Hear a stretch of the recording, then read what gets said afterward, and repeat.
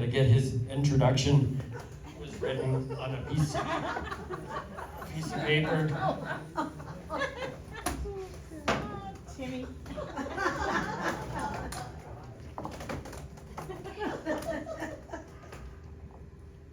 He actually wrote this for me and handed it to me last night, so this is what we're going with. So I actually, I don't necessarily approve of any of this. It's what he wrote on a napkin. He's American. This incredible headliner, he underlined incredible, which I thought was pretty cool. So that's why I emphasized it. Has over 10 million views online. Combined, we have over 10 million views online. Thank you for some people who got that. But he also has a hit dry bar comedy special and just won Clean Comedian of the Year. It was just amongst his family members, so be excited about it. Maybe he'll tell you a little bit more about that. I actually don't know what the contest was, but he did win that contest, so that's pretty cool. Would you please welcome to the stage, all the way from Chicago, but via Pennsylvania? Is that where we brought you in from? Nope. Nope, not even close. Ladies and gentlemen, Chris Wineland. Thank you. Everyone, give it up for my gym coach. Yep, that's right. That's right. I know, I had, believe it or not, I had some very strange flashbacks of my gym teacher, so. Yeah, okay, give it up for Tim one last time. On this. Yeah. I don't know what to do with this, I'll put it somewhere. It's gonna be fun, you guys. Oh, first off, we're in London? Yes, that was the whole reason I took the tour. I was told we were going to London. So I'm a little confused, but it's fine. Glad to be here. Not disappointed, just confused.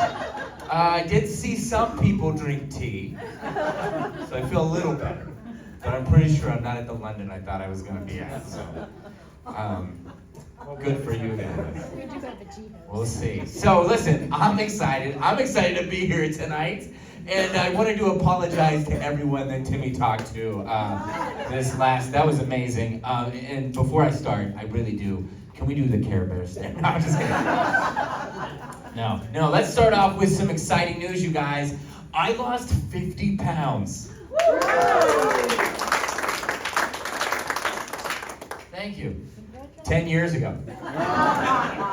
I gained it all back since, but boy do I love to say it. I always get the applause, nobody asks the technical questions. Like, I gained it all back and then some, my problem is I love food. Anybody else here love food? Yes. Anybody love food so much that you judge other people based on how they treat their food? Anybody do that? Yeah. Yes, she just punched her husband based on that. You judge me all the time. Well, I don't know what you do with your food, ma'am, but I'm going to be thinking about that all day, so thanks for that. She's like, you always judge me. I like to eat butter with a spoon. Weirdo.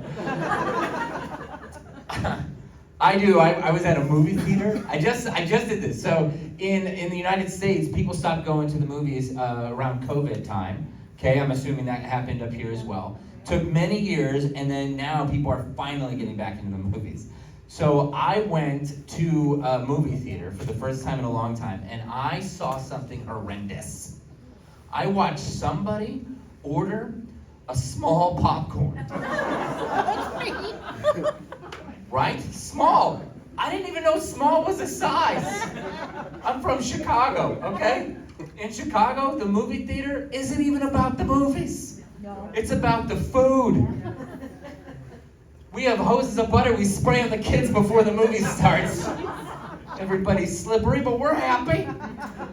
And to be fair, in Chicago, we do have popcorn size small, but it ends in the word bucket. We have a small bucket, large bucket. Where's my accountability partner bucket? And then we have a family bucket, which is just a wheelbarrow of popcorn. And your own personal butter hose. That wasn't enough for me. I don't know if anybody grew up this way, but my mom, always growing up, my mom would go, oh, we're going to the movies? I'll get my big purse. Right? Like the moment the movie started, it was a scene from Mary Poppins. She's pulling everything out of that bag. Oh, we got Snickers, Snickerdoodles, Kit Kats, M&Ms, Gobstoppers. Oh, who ordered the Chinese food? It's like, and you can eat like a pig in the movies. That's why I love this so much, because you're not the one cleaning it up. It's always some 14-year-old worker at the end of the night that's just like, who ate lo mein? Who did that? I love food. I have what's called food thoughts. TikTok taught me that. Anybody hear about food thoughts? It's where you're thinking about food in a crazy amount of ways. You're just always thinking about food. And I learned this because my wife and I, we just had a baby. Thank you. We did, just had a baby. Because I did all the work.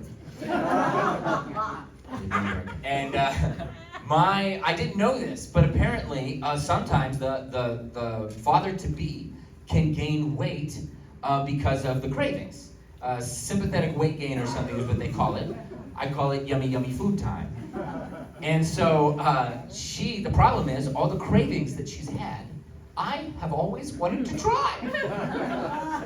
She would call me and be like, babe, listen, on your way home, would you please pick up chicken wings, peanut butter, chocolate syrup, and French fries? And I think I need to try it all at once. I'm like, babe, I have been thinking about that all day. I'll tell you what, I'll pick it up if there's any leftovers, you can have some. And so I realized, because I travel on the road all the time and I love to eat, anytime I can, I like to eat. And so I realized I had a problem when I was at a hotel and I ordered 3 pizzas and I ate them all in like an hour. All right, don't judge me. I thought this was a safe space, but forget it. What kind of London is this? Okay, listen. So I did, so I realized I had to do something about it. This is absolutely true. Last summer, I joined a group to talk about it. I can't tell you the name of the group, because it's anonymous.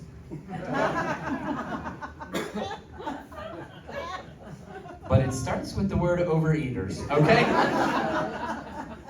And as soon as I went there, they told me that there's one really important rule for this particular anonymous group. Other anonymous groups, I don't know their rules. But when I went to this group, this is their number one rule. Is they said you cannot list a particular name of food, because everybody in that group will want to eat it.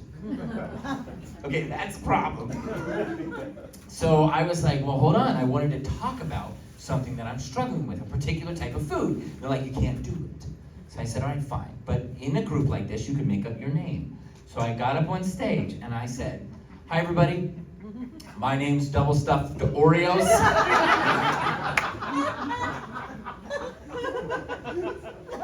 The whole group got up, we went to the fair. It was the best field trip I've ever had.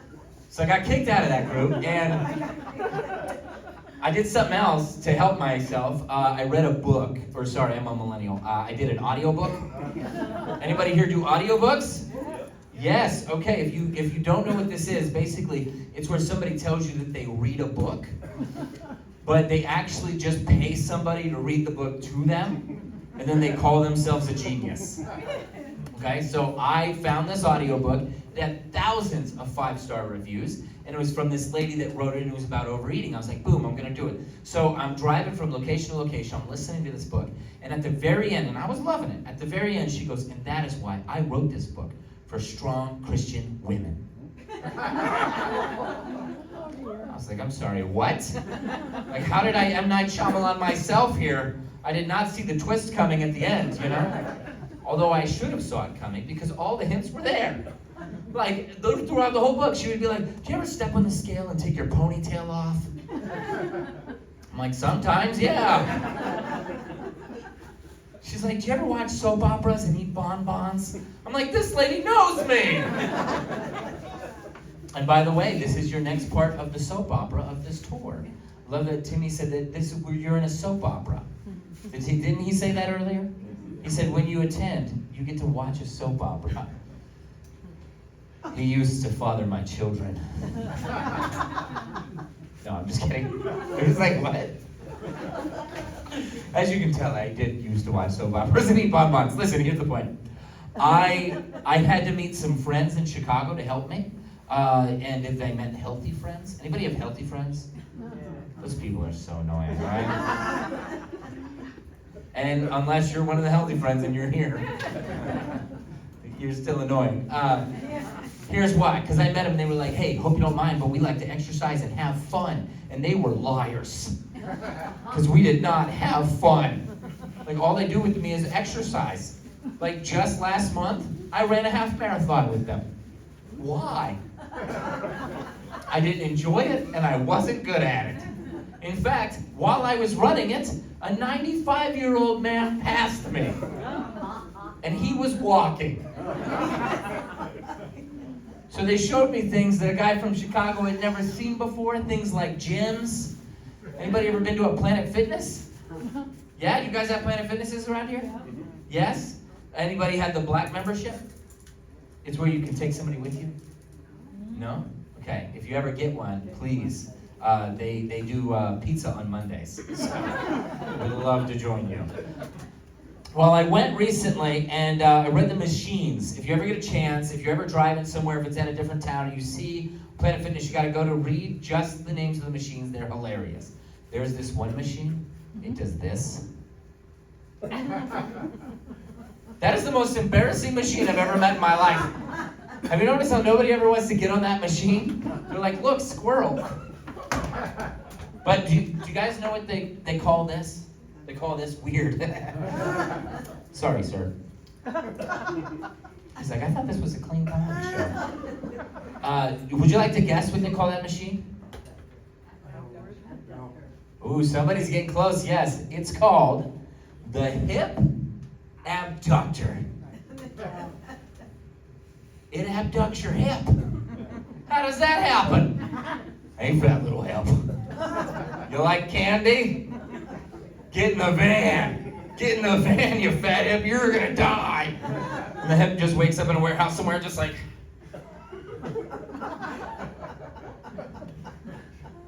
When can I go home?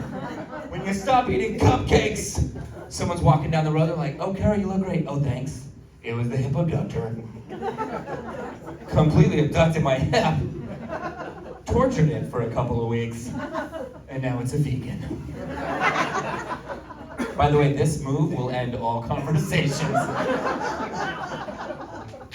That's for you, sir. I do. It's interesting just living in a world trying to figure life out. My wife and I, we've been married for 7 years. And yeah, bet nobody can beat that. Can anybody beat 7 years? Round of applause if you've been married longer than 7 years. All right. Round of applause if you've been married longer than 15 years. Longer than 20 years? Oh, all right. Longer than 30 years.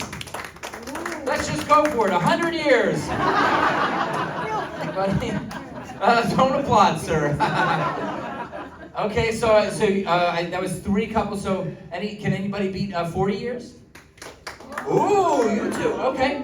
All right. How many years? We're on our 40th. You're on your 40th. Don't applaud yet because we don't know what they're at. Okay. We want to be proud of you, but we'll see. What? How many years? We're way past our 40. Oh, way past the 40. How many years then? She's at their 41st years. Okay. So then I think we should applaud for both couples because you're right there. Good job. Good job. How'd you guys meet? A dating app? A bar. Okay. Sounds like a story you don't want to tell me. And what about you guys? How'd you guys meet? At a church. At a church. Oh, right. Nice. He's like, that's what we should have said. Then you shouted bar. And then he's like, I'm going to make a church right away. They both met at bars. You know. Oh, that's good. Good for you guys. You know, 41 years. Yeah. After. Tell me after. Tell me after, because I am interested. It's short? Okay, then tell me. He was in a travel bureau looking for a vacation, and Way to roast your husband. He was the last resort if you didn't hear that. I was like, hold on, this isn't a church story. You lied to us. You lied to us and you attend church. I'm just kidding. That's fun. Well, listen, 40 years, 41 years. My wife and I have been married 7 years. So if you guys ever need any advice, we know nothing. Absolutely nothing. But I love it. I love being married. I always wanted to be married. That's true. That's my dream. That was my dream, to be married. In fact, when I was in kindergarten, I proposed to everybody. And even they said it was too soon.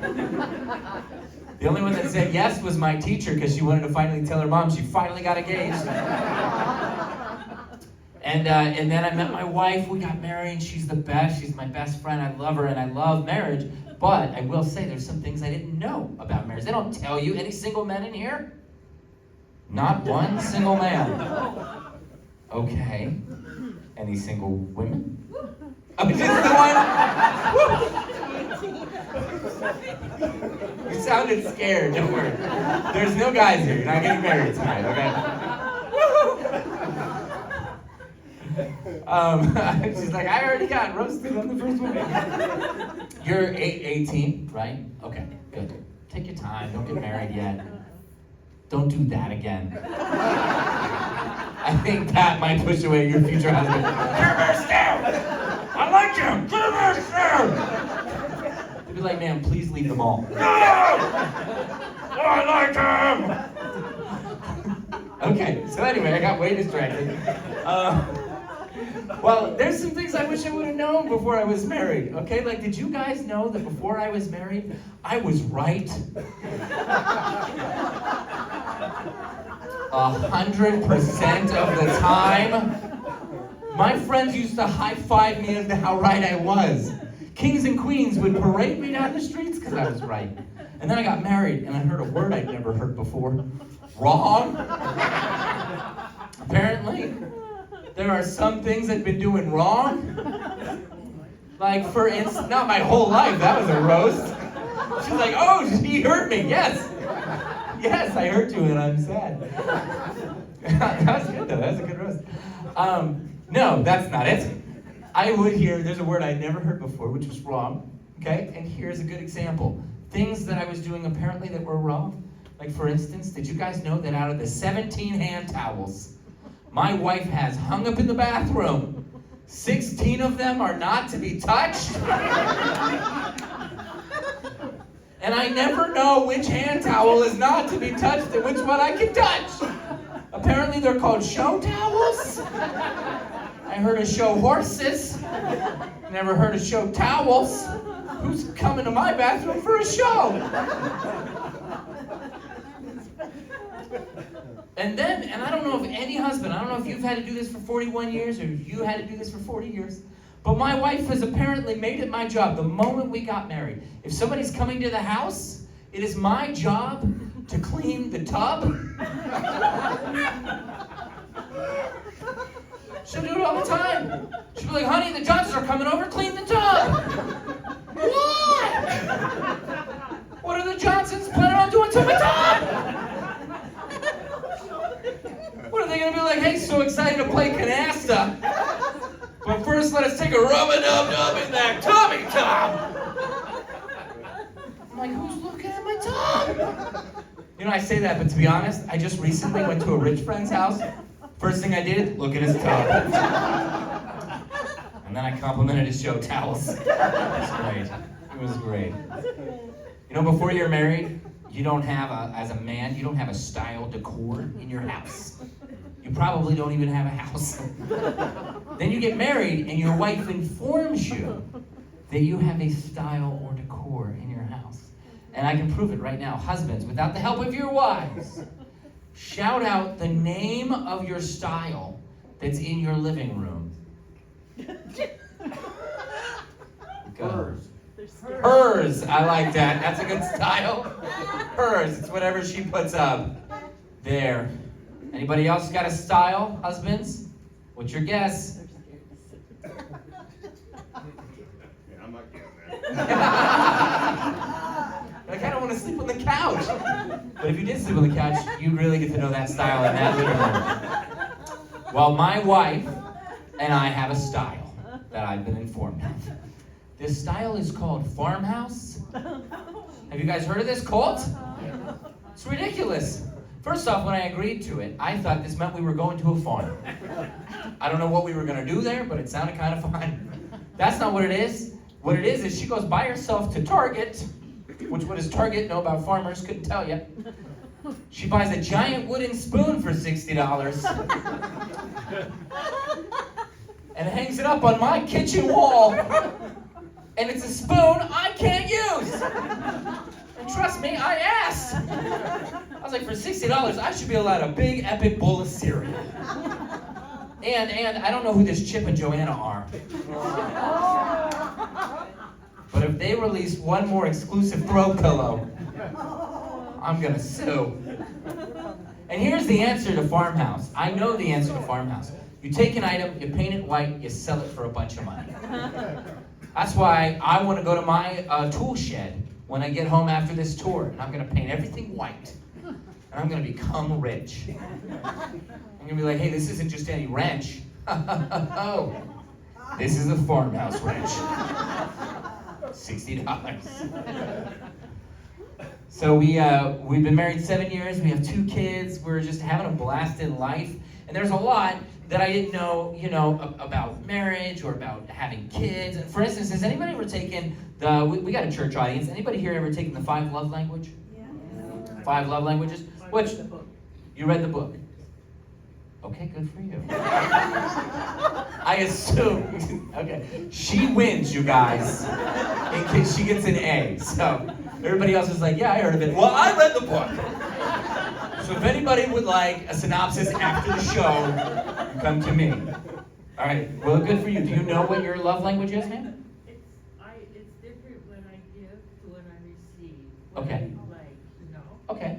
So I like, it's in the, when you're Uh-huh. communicating, it's like, it's like, I like, quality time. Oh, quality time. That's wonderful. You and I are having great quality time right now. I'll tell you that, I'm feeling it. It's good. We're getting our love languages filled to the brim. Thank you. And what was your name again? Colette? No way. My mom's name is Barb. I like you, Colette. You're my best friend now. We fulfilled each other's 5 love languages. So you go through these 5 love languages, and before we were married, we had to take the test. Our pastor made us take the test, 5 love languages. And so we went through it, and I gotta tell you, now that I'm married, I've realized something. There's a love language they never put on that test. And that love language is called taking out the trash. And guess who has to do it? Me, every time. But now I have a son. So guess whose new love language gets taking out the trash? That's him. And man, he's like, I don't want to go out. He's 5, I'm like, don't judge me, all right? I'm like, listen, this is going to teach you responsibility and strength. And he's like, it's dark, I'm scared. I'm like, Jesus is with you. You're going to be fine.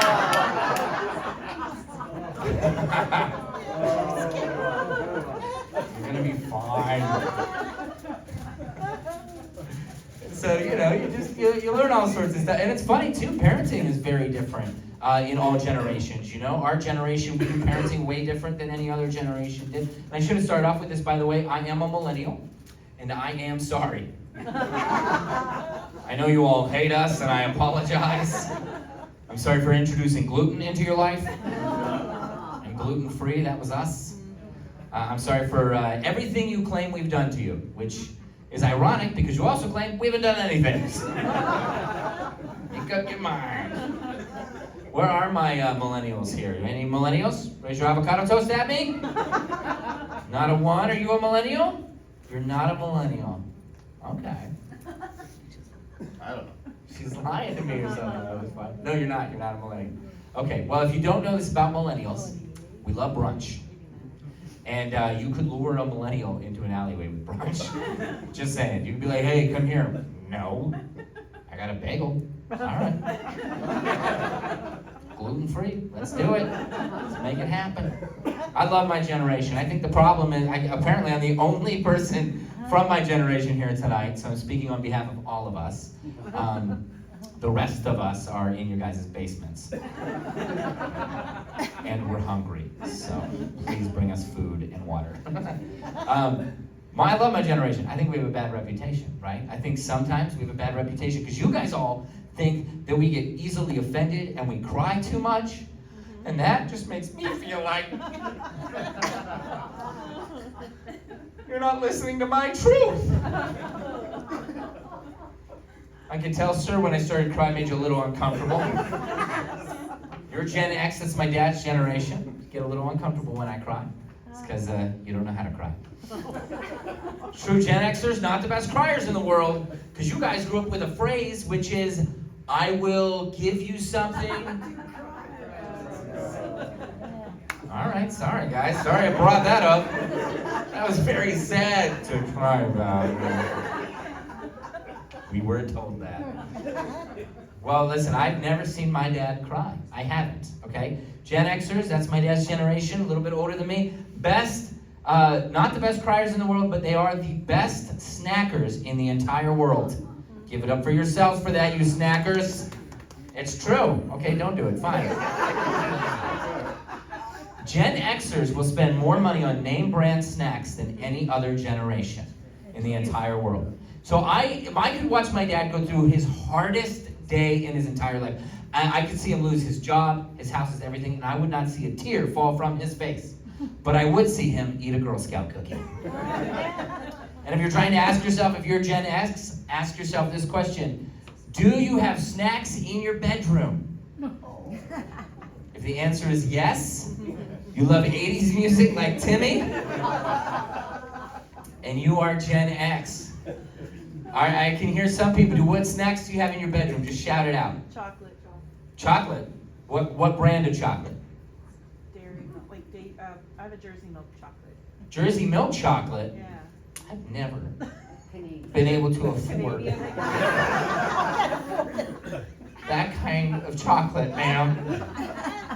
I am a millennial. If you guys would like to give me gifts tonight for only 45 cents a day,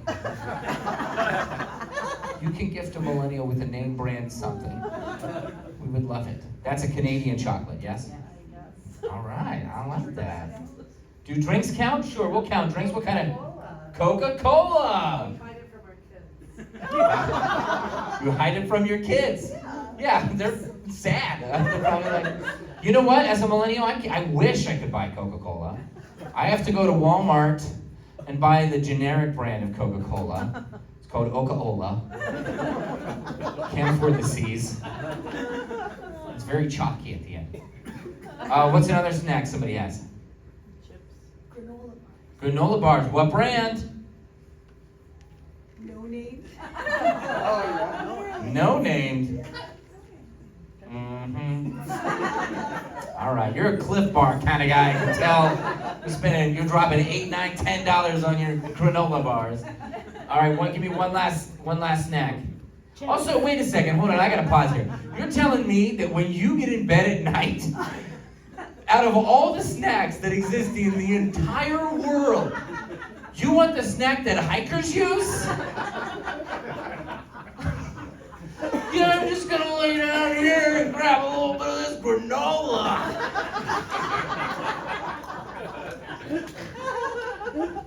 Get that salty raisiny. What are you doing with granola?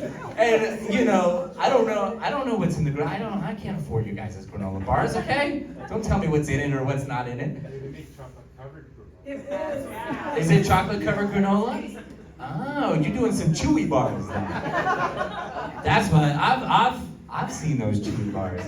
I've been on the outside of the windows just looking in. Look at those chewy bars. Sorry, I'm spitting everywhere. You guys have been in the splash zone for about 30 minutes, and I can't find my water, and so I apologize. Yeah, that's true. Good thing it's not 2020, man. Thanks for bringing me back there. I'm just kidding. Okay, listen, where was I? Oh yeah, snacks. You guys are the best snackers in the entire world. That's Gen X. Best snackers. Gen Zers, we got a Gen Zer here tonight. Woot! Worst snackers in the entire world. Never ask a Gen Zer to go in the kitchen and get you a snack, because they'll be gone for an hour, because they'll be too busy making a TikTok tutorial. So, ma'am, you seem like an amazing, awesome Gen Zer, okay? And there's only one of you. So if you don't mind, I'd like to talk about Gen Zs tonight, okay? But we're gonna talk about everybody but you. Does that work? You're the coolest. Thank you.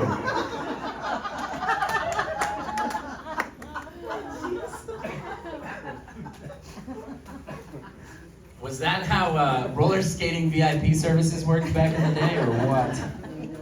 That was awesome. Thank you. Okay, hopefully I'm not spitting on you guys now.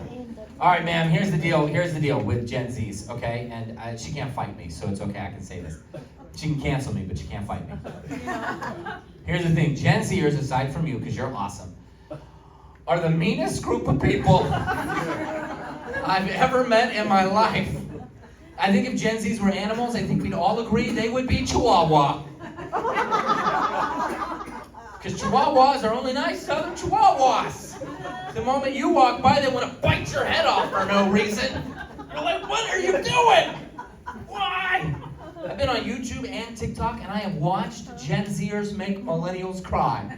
Okay? I've seen it firsthand with me being the one that cries. Okay? And have you ever seen, like, do you have TikTok? You? No?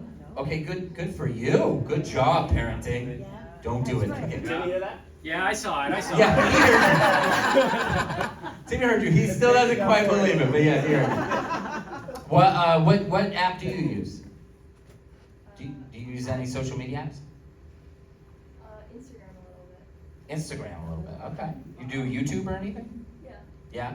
You know, this is a side note, this is not even a joke. Some of you guys that are my parents' age, stop sending YouTube videos. We've seen them a million times already, and we don't want to break your heart about it. And whatever conspiracy you're into right now, we'd rather not be into it too, okay? It's just a public service announcement. We love you guys, but you're spending a lot of time on YouTube, okay? But we love you. And you're on Instagram, okay? So make sure you follow @Chris Wineland Comedy, okay? Whenever you get the chance. Have you guys ever seen like a 90-year-old man on TikTok, YouTube, Instagram, anything? And he's like got a video on him, and he's trying to figure it out, and then it goes viral. Has anybody ever seen that? You know why it goes viral? Because Gen Zers go around just like and share that man's post just to make him think that he's going viral. And then that man like sells his house for podcast equipment, okay?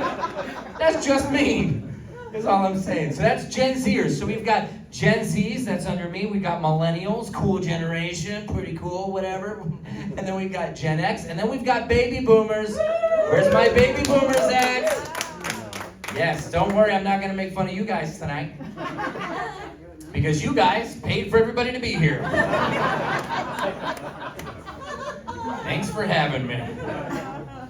I think you guys are so cool. I think every generation, we have our things, and I think the real issue is we all need to listen to each other. We need to listen to every other generation, you know? Like, for instance, I think the thing where every generation has failed is we don't listen to the older generation about parenting skills.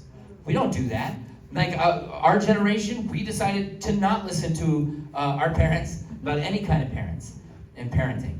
And it's going wrong. Round of applause if the word spanking was in your household growing up. Some of you guys clapped pretty hard there for a second. Yeah, that's it, exactly. Yeah, you guys are just mimicking the spankings, apparently. I think some people are bringing in drama, and I'm really sorry. Well, okay, if you don't know this, my generation we do not do spanking, okay? We swore it off at some point because some of you guys took it too far. No, I'm just kidding. But my dad spanked me one time because he read a book, and the book said to do it. The book also said to name the thing that he spanks, which is just sick, okay? It was called Woody, and I couldn't watch Toy Story for years. And then after he did it, he just apologized to me. That was the last time I've ever been spanked. So I'm saying I was a bad kid. And I just got away with it. No, I'm just kidding. So there's spanking. Then there's timeouts. Anybody been in timeout? No? Yeah, they didn't make it tonight. They're still in their room. If you don't know this, millennials, we don't do timeouts anymore. This is true, we don't do it because we feel it's isolating, which is the definition of timeout. We're like, yeah, but then they're by themselves. Yeah, exactly. That's the point. So what we do, we've created a method with no help from any other generation, us little geniuses. And what we do is way weirder and also doesn't work. And what we basically do is we talk very loudly to our kid and we over-explain a whole bunch of different things where everybody can hear. So if you ever want to see this, go to a Food Lion late at night and or a Walmart, or what kind of stores you guys got? Walmart. All right, calm down. You guys got a Walmart, good for you. And you know, I worked at Walmart one time, and for just like a quick second, and not a great experience. And I worked there, and then I was like, I don't think I want to work there anymore, and I kind of just drove away. And then I came back because I was like, I should probably like go tell them. I came back like a week later though, so it was like a long time. And I walked in, they said, Chris, we need to speak to you in the office. I was like, okay, I guess this is what we're gonna talk about. I get in the office and the manager goes, hey, so we just want to tell you, you have been doing great.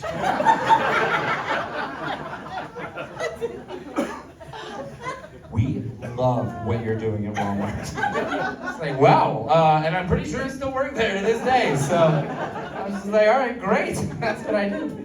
I think Walmart is a perfect place to watch people be rude though now, especially like after COVID. People are just rude and they're weird. And have you ever opened the door for a stranger and halfway to the door you realize that they don't deserve it anymore? So you just slowly close the door back up when they're only inches away. Just do that move real quick. Get out of here. Get.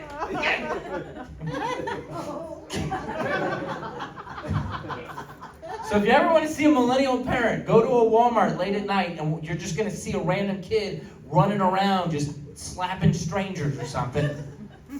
And you're going to see it. You're going to notice that the millennial dad is like, okay, now it's getting embarrassed. Because we're really worried about being embarrassed, okay? So then we decide to be embarrassing. So we stand there and we go, Tobert. And then we say the full name, okay?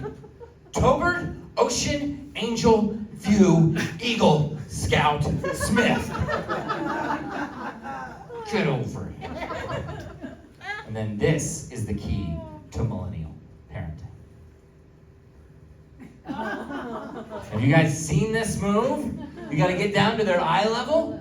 If it's a really short kid, good luck with your back. You gotta get down to their eye level. Grandparents, if you've been pressured to do this, just say no, okay? My dad never would have gotten down to my eye level. If he would have known that that was important, he would have been like, fine, grab a step stool and you earn this. So there we go. And then we're just like, Tobert, look at me. You slapped that strange man back there. And then you took his granola bars. Look at me. Are you all caught up in your feelings? That's right. Well, listen, as soon as we get home, you can go into your feelings corner and you'll have an iPad. Oh, yeah. You guys look at me like I do that. I don't do that. But my son's name is Tobert. And no, I have a 5-year-old. He's hilarious. He's the funniest 5-year-old that I'm afraid to be around. Because 4-year-olds and 5-year-olds, anybody got grandkids around that age? Yes, okay. That age, man, they're hilarious because you never know what they're going to say. And a lot of times it's an insult. And half the time it's towards you. I was in the bathroom at 5 in the morning taking a shower. I got out of the shower, I'm wearing a towel. 5 in the morning, nobody should be awake in my house except me, 5 in the morning. I'm wearing a towel, my son walks in, and he just goes, ew! And he walked out of the bathroom. I didn't see the dude for 2 hours. That was his entire purpose that morning. Just destroying my self-esteem. And it's not just with me. He does it with everybody. I mean, a kid that age does it with everyone. We were at a restaurant last week, and he asked the waitress why she was missing a tooth. Don't get me wrong, it was an obvious tooth to miss. My wife and I, we noticed it because, you notice flaws about a human being when you're an adult, but you learn to ignore it. That's what adults do. Like if we watch somebody walk in right now with no head, half of this crowd would be like, I like your sweater. What's that say about us as adults? We're weird. But kids, they keep asking questions. He's like, can you whistle? Whistle! Don't make the poor lady whistle. What are you doing? But it's parenting, man. It's fun. It's fun to figure out. And then, you just have to kind of like figure all of life out. And we live in the world of technology now, so you can give a rating to anybody, I feel like, at all whatsoever. For anything. Have you ever, had a conversation with somebody and you thought, I would give that a 1 star? I think if we could do that to conversations, it would help people to stop saying stupid stuff. Like what I would like to do is do that in conversation. Because have you ever gone to a grocery store or gone to a store with somebody and you split up, you want to meet back up, so you text, hey, where are you? And they reply, I'm over here. Kind of an answer is that? I once went to a grocery store with a buddy of mine, and I texted him, hey man, where are you? So we can meet back up. He sent me his location via Google Map. You know what pops up? The address to the building I'm in. What does he think it's going to say? Melon aisle? It's supposed to say melon aisle. It's on him. And then I saw him and he was like, no worries, man, no worries. We all have different phrases in all different generations. We say no worries when there's a ton of worries. Like, no worries. I eat a lot of granola bars. Still blows me away. Add some M&Ms to it, okay? Just for my sake. Because even with chocolate, it's a fairly healthy snack. It should not be near your bed, okay? The Coca-Cola ladies got it right. Let's watch Friends. Oh, Coca-Cola. That's good. But you're over here like, gotta stay hydrated, gotta have some salt, and gotta keep my calories together. What are you? Sorry. I gotta calm down a little bit. It was the most shocking thing. Usually a man is like, beef jerky, You're like, trail mix. I was like, all right, trail mix. And then the lady with the Canadian chocolate, that's where it's at. I like that. Add your Canadian chocolate, sir. Put the Canadian chocolate next to your randomly sort of kind of healthy bars, okay? Where was I? What was I even talking about? I've gotten distracted so many times tonight. It's been so fun. No worries. Hey! That was good. You get 1,000 points for that. Okay, so we have phrases. Oh, you know what? I was going to say this too. Not only do we have phrases, and not only is my generation probably not the best parents, but every generation has their flaws. Big flaws. We all do. We all have flaws, okay? My generation, biggest flaws is we want to be heroes about everything, but we're not. In fact, we're not at all. I saw this guy, we want to be heroes, and we try to find everything to be very heroic about. Saw this guy, my age, he had holes in his jeans that he had patched up himself. And I said, dude, love the jeans. He said, thanks, they're a rescue. A rescue? What, were they going to euthanize your jeans? What, was Sarah McLachlan going to sing while they're in a cage in the back? You're not a hero. If anything, we're more like villains in a comic book, our generation. We have way too much in common with villains in a comic book. Sorry, I keep spitting over here. For instance, we, just like villains in comic books, we love animals more than we love people. We're obsessed about the environment in a creepy way. And we laugh even when we're depressed. That's Penguin, Ivy, and the Joker all rolled into one. And villains in comic books, they don't have real jobs. Millennials, we don't have real jobs. Have you ever asked a millennial what they do for a living? They look at you like they're hoping you give them the answer. And the real answer is we're all Uber drivers. Is there Uber? Are you guys, anybody here Uber? Has anybody ever been an Uber driver? No? All right, we're all just waiting for our Uber drivers that they're outside. In fact, I will be your Uber driver tonight. Every single one of you. No, I used to be an Uber driver because I was a middle child and now feel the need to have my personality rated every 10 to 12 minutes. I did not like being an Uber driver. If you don't know what it is, it's basically where you get in somebody else's car and you judge them. And I gotta be honest, now that I'm not an Uber driver, I love judging other Uber drivers. I like to be like, hey, you got any snacks? No? My other driver had snacks. You're not my real driver. Millennials love that joke. You guys don't get that one. It's a good one. It's a good one. But I did so many odd end jobs. I started comedy 16 years ago. And it was because my mom made me do it. It's like absolutely true. She always told me I would be a comedian. So my 18th birthday, she took me to a comedy club. She put me up on stage. Usually parents want you to be a doctor or a lawyer. My mom wanted me to be broke. But I got a laugh from somebody that wasn't my mom, and I was like hooked. And I did 200 shows my first year. By year 2, I was writing for Late Night with Jimmy Fallon.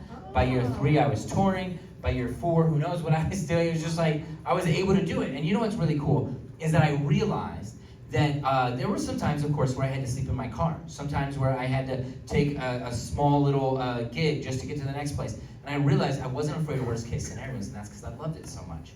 Which is when I realized that love overcomes fear. All day, every day. And then I got married. And I realized that sometimes love and fear kind of go together. And don't get me wrong, I love my wife. She's awesome. She's my best friend. We just have a blast. But there are some things that I didn't realize husbands, we kind of panic about sometimes. Okay? And only husbands are going to get this, but this is true. When you get married, the moment you lady, the moment that you get married, okay, the husband's gonna wake up and realize that he is responsible to keep everybody in the family alive.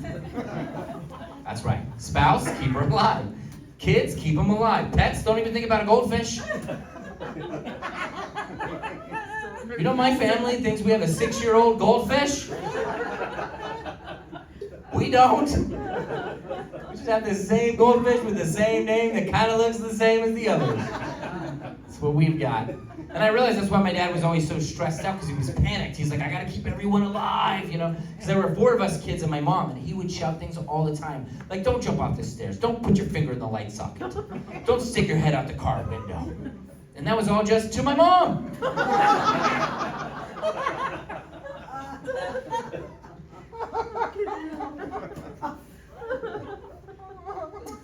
I grew up with an interesting childhood too, like my mom in particular, you know. There was a time when I was 6 or 7 where my mom was very protective of me, you know. I thought it was because she loved me. Turns out we just didn't have medical. Yeah, you guys get the free medical, all right? We gotta pick and choose, you know. We did, and so, you know, it's been fun living life, and I've had all these different odd-end jobs. In fact, I've had a second job for a long time. I used to be a pastor. Yeah, I say used to be. The congregation doesn't know yet. I figured when they come back, I'll come back, you know what I'm saying? But I did, and I loved it. I loved being a pastor, so I didn't leave for any other reason than I just forgot the church keys. I'm like, guess I'm done. Don't know how to get back in there. But I was for the longest time, I was a pastor and a comedian at the exact same time, because I wanted to know what it was like to work 2 jobs but get paid as much as half of one. And both jobs could potentially get me on television. So that was pretty good, right? And so there I was, and anybody here a pastor? No. Okay, good. Well, don't judge me. Somebody was a pastor last night. So I was like, wow, that's pretty cool. So if you don't know what pastors do during the week, neither do I. Couldn't tell you, and I did it. I did the job, and I couldn't tell you what we do. Like, there was like one day where I had to visit somebody in prison. I had to stop a fight, and I had to bring food. That was all to the same family, okay? It was crazy. And I did, and I loved it. My favorite job to do when I was a pastor, though, is to look up Greek words. Those are fun. Which, by the way, did you guys know that the Greek word for pastor is golf enthusiast?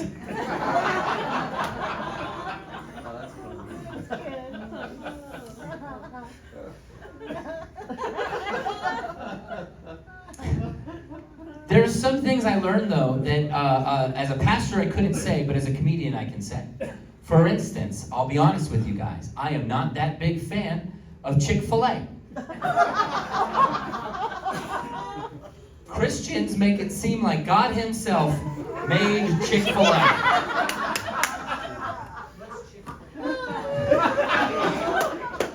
Well, you can Google Chick-fil-A, and then you're going to see all these Christians talking about Chick-fil-A. It's a chicken place. And Christians literally believe, like I'm telling you, they make it seem like God created Chick-fil-A on the 6th day. But that doesn't pan out because God rested on the 7th day. Why would God create a fast food restaurant that he can't enjoy on his day off? You know what chicken place is open on Sundays? Popeyes. You guys have Popeyes? Yeah. Love that chicken from Popeyes. I love it. I love Popeyes. Popeyes is available to everyone every day, much like the Lord. And see, this goes back to the food thoughts because I learned, especially if you look up Christians on social media, you'll notice they talk about food, and it makes a lot of sense. Food is a big part of the Bible, always has been. In fact, first sin man ever committed was what? You could have just said food, but yes. It was food related. There was something that the food had that we were not supposed to eat. Our body was not designed to eat it. I'm pretty sure it was Red 40. You guys don't have Red 40, so I'll explain it to you. It's something in America that they put in cereal and gummies and all sorts of stuff. It's how we poison our children. So, and basically, it's bad, okay? It's bad stuff. And I'm pretty sure that that's what was in that fruit. Like, God was like, hey, don't eat from that fruit. Why? Will it bring sin? That and ADHD.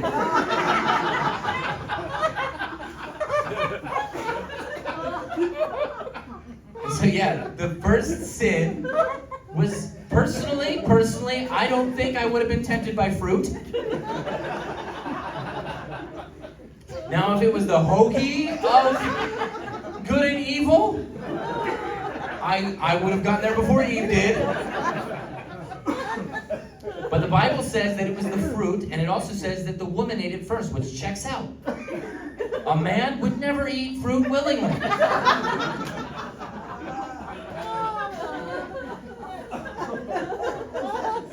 Let's be honest. The only reason the man ate the fruit was because his wife was naked.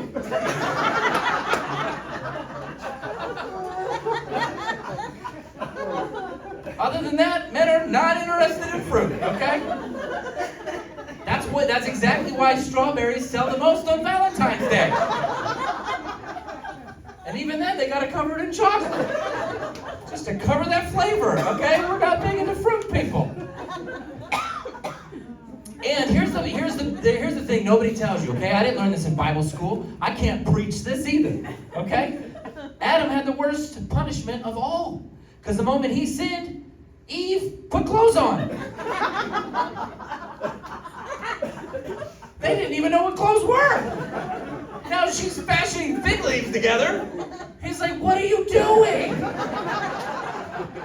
You have to cover the top too? This is ridiculous. He's like, God, you know I never would have wanted this. This wasn't my choice. And you see, as a pastor, I could never say that on stage.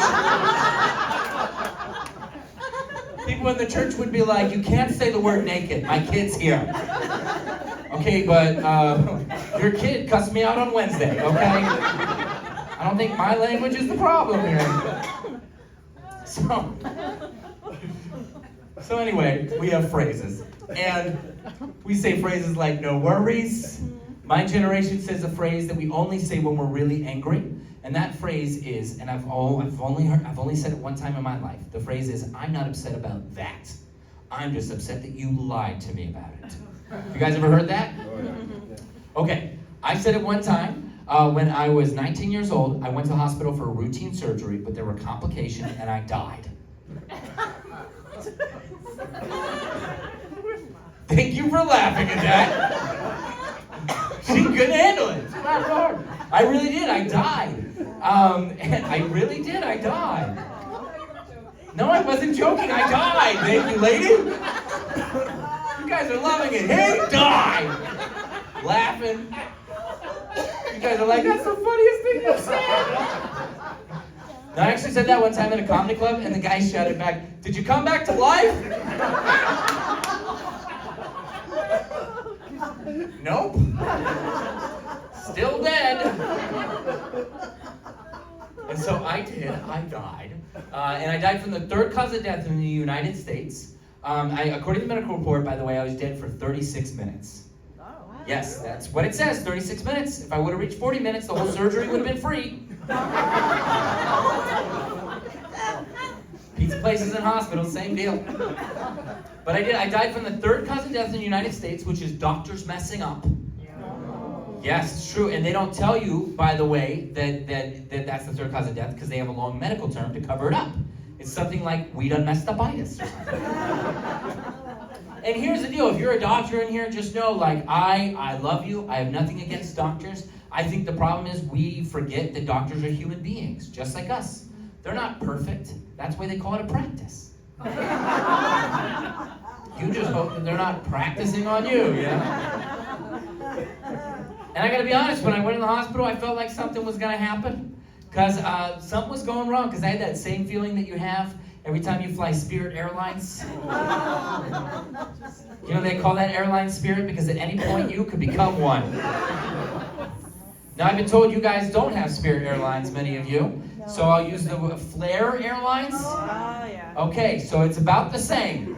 You get on that plane and you go, I may not make it. This might be it. And that's how I felt. That's exactly how I felt. And I was flatlined. And I was just gone. I was gone for 36 minutes. They tried everything to bring me back. Well, not everything. They didn't try tickling me back to life. You know, I have a 5-year-old son. Anytime he pretends to be dead, I tickle him, you know? And it's like, if I were a doctor, I'd be like, let's just try it. Just me and 2 nurses, what do you got to do? Like, he's dead, let's go. Because if it works, boy, you got to tell everyone. Or you tell no one. That's one or the other. How did he come back to life? I tickled him. So anyway, they tried everything except tickling. And I was dead, just there, 36 minutes. I get this question all the time. People say, wow, 36 minutes, you'd think you'd have brain damage. You'd think I'd have brain damage. I don't have any brain damage. You'd think I'd have brain damage. I don't have it. Then I get this question. People say, 36 minutes, wow, you'd think you'd have brain damage. You think I'd have brain damage? I don't have any brain damage. You think I'd have brain damage? I don't have any. Then I get this question, people say, 36 minutes? Wow, you think I'd have brain damage? Could you imagine if I just did that for an hour? You guys are like, he definitely has brain damage. For sure. So years go by because what happened is I finally came back to life. They put me in the ICU for 3 days. And what's crazy is that you guys get a lot of stuff for free with the medical, right? You get all your medical free? Yeah. I had to pay for that. I had to pay to be killed, okay? That's expensive. They were like, well, it's an extra $5,000 because you died. All right, that sort of makes sense. Yeah, I gotta pay for their mistake. That's exactly it. What are they? Wives? Okay, here we go. I'm making up a joke, I'm sorry. Here's my point. They tell my parents that I was dead for 3 minutes and that I'm allergic to anesthesia. Because, that's right, because I died from, oopsie, And so they had to cover it up. So that's what they said. So years down the road, I tell my family doctor that I'm allergic to anesthesia and I was dead for a few minutes. She goes, that sounds sus, which is another phrase we say. Yeah. She said, that sounds sus. Let's get a medical report. I'll read it to you. We'll go from there. Medical report comes in. She goes, okay, here's the deal. You weren't dead for 3 minutes according to this report, and I can't explain it. It says 36 minutes. Which, by the way, people always ask me, 36 minutes? You think you'd have brain damage? You think I have brain damage? I don't have any brain damage. You think I have brain damage? I don't have it. And she goes, according to the report, they give you 5 different types of anesthesia, 4 of which is lethal. It's a miracle you're alive. Yeah, and at that point I said the most millennial thing I've ever said in my life. I said, I'm not even upset that he killed me. I'm just upset that he lied to me about it. Listen, I'm gonna finish up in 2 seconds. I got one final story. I also want to say I have some merch here tonight, you guys. And I'm gonna have my laptop open. You can scan it with your QR code, and you can scan it with your phone. It's a QR code, and you can win a free book, which I'll email to you. It'll be a digital book tonight. Somebody here will win that. And what's cool is I had my book. If I walk over here, is it gonna make a weird sound? No, you should be okay. Okay, I should be okay. We'll see. Just kidding. Okay, so I have 2 things here tonight. This is my book. It's called The Great Heckle. I was on the TV show Huckabee, and he promoted my book, and it became an Amazon bestseller in less than 24 hours, which is really cool. And it talks about, basically, it's like, because I am a pastor, I use this to minister the gospel to comedians and entertainers all across the world. So I use this as a way, and then it's also just kind of a fun book, and a lot of people like to read it. So if you scan that QR code and you can get in the raffle, I will make sure somebody will win the digital book of that. And then this is the most millennial thing you'll see tonight. This shirt. This is a QR code, and it says, "Don't ask, just scan." And when you scan it, you get Rickrolled. And if you don't know what Rickrolled is, buy the shirt and find out. I got the shirts for $25. There's a couple of books here, and they'll be for $15. And Rickrolled, yes, is Rick Astley, and he sings the song, "Never Gonna Give You Up, Never Gonna Let You Down." Yeah. So if you've ever had anybody send you a link, and they're like, "Hey, I need you to click this real quick," and then you click it, and then it's Rick Astley just singing as loud as he possibly can, that's called being Rickrolled.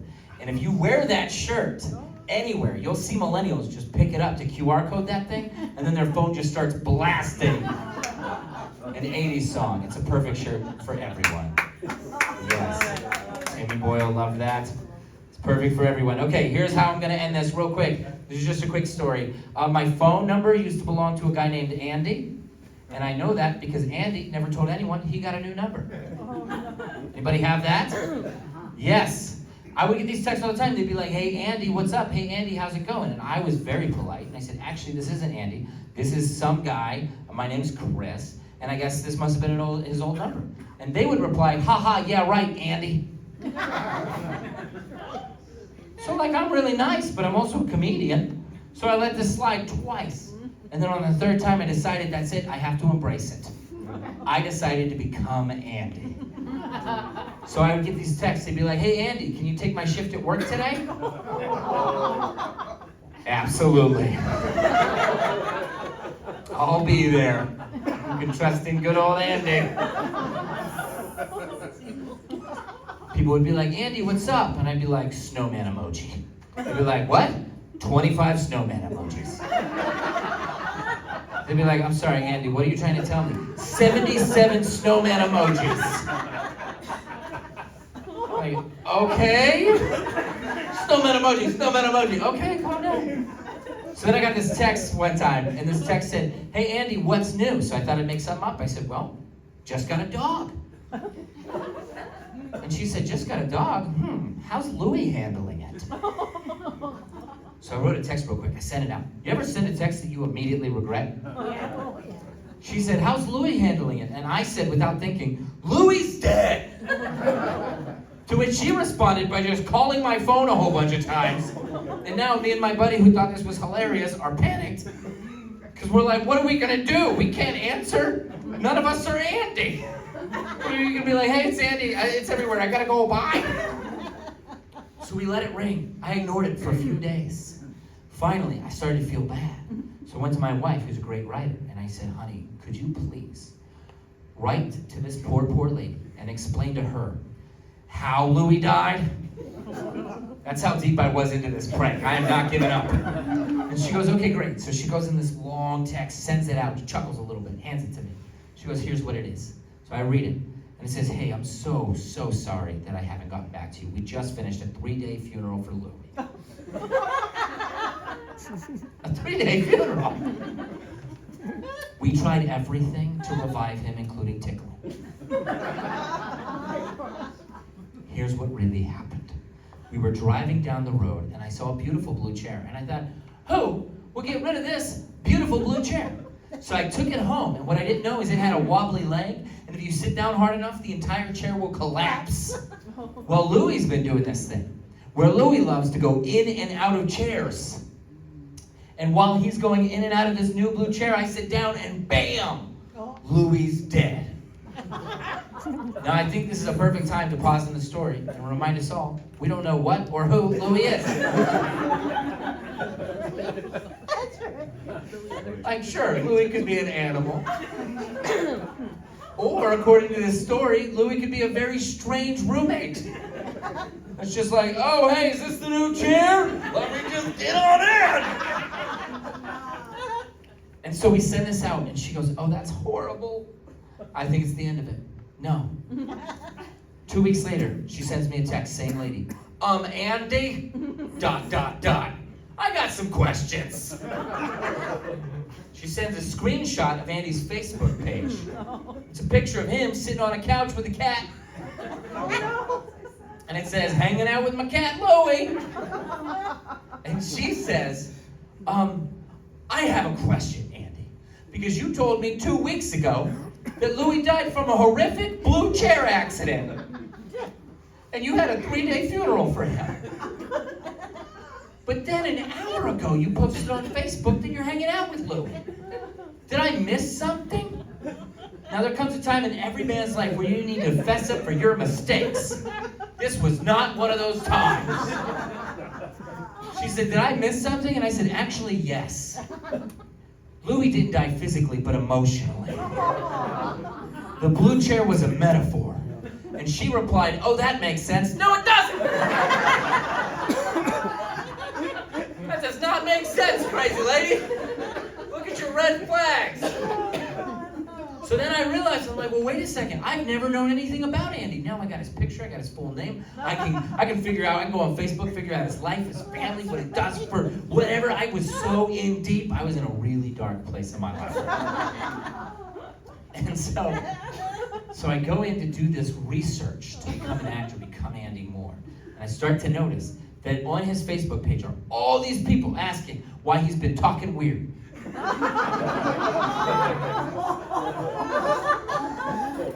Because what I didn't tell you guys is I've been doing this prank for an entire year. So they're messaging him, they're putting it all over their Facebook page. And they're like, Andy, you're weird, man. Another person is like, Andy, please stop sending me snowman emojis. Please. And then finally a person got straight to the heart issue and said, Andy, I've been texting you for a while and you've been saying some really weird stuff to me. Is that you? And Andy said, no.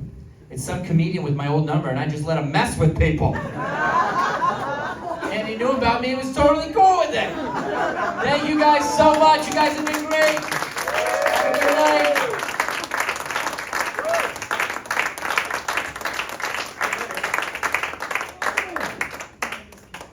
Keep it going. Wait, am I on? Keep it going for Chris Wineland. Let's have one more round of applause for Chris. Let's just do that up. Chris, that was amazing. Man, what a great night. You guys enjoy that night? You guys happy? Good stuff. So excited. Just a few things happened while I was in the back. So when I'm up here and I'm looking out